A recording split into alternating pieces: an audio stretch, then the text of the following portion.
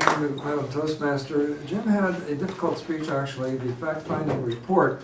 Purpose of the talk is for the speaker to deliver a fact-finding report of 5 to 7 minutes on a situation, event, or problem. The information should be comprehensive and well-organized, as well as presented in an interesting manner. The talk should include an overview of the report, an explanation of how the data was gathered, and a thorough presentation of the relevant facts. Well, Jim didn't give so much of a report that he was talking about, but rather a factual, informative speech about the Electoral College. I love the pun at the beginning from the title of the speech, College Education. We all groaned at that, but I thought it was an effective attention getter.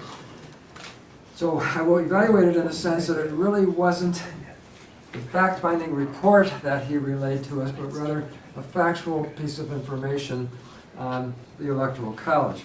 How well did the speaker explain the purpose of the report to the audience? I think at the beginning you did do this, Jim, but I thought it was a little too brief. I thought you could have gone into perhaps a little more specifics in that regard. And you were very well organized. You was organized clearly and logically. That was one of the questions in the manual. You did that very well. Certainly you were very authoritative. You knew what you were talking about. You didn't have a single note up here. You got rid of the lectern. And there was no doubt that you were in charge and you knew what you were doing. And we better listen to you because you know what's going on here. And you do. And we did listen, and that was great.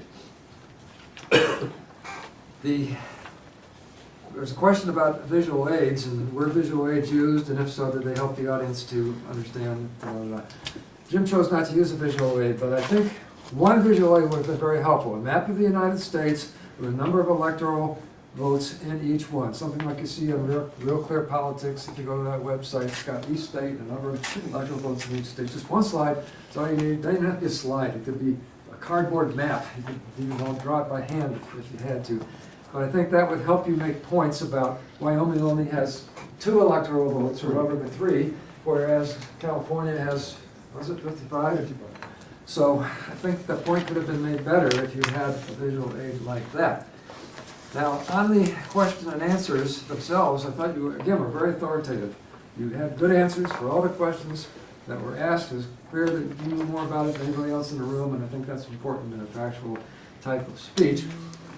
The one thing I would suggest is when I asked my first question, I had a second one in reserve, and you answered that too. So I would answer one question at a time, and then perhaps you want to make that point and make it up later when there are no more questions coming up. I thought it might have been a little bit more effective.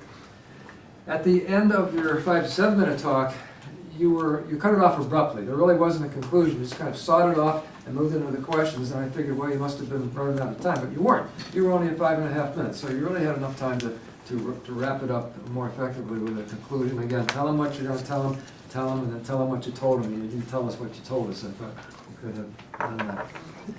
Let's see, but it was very well prepared, very effective speech, and again, if you ever have a chance to do this speech again, you might look at it from a different point of view, where you're advocating a report or something and trying to get us to understand it, because we really didn't have to make any decisions. It was good information, though, and I congratulate you on a very well delivered speech.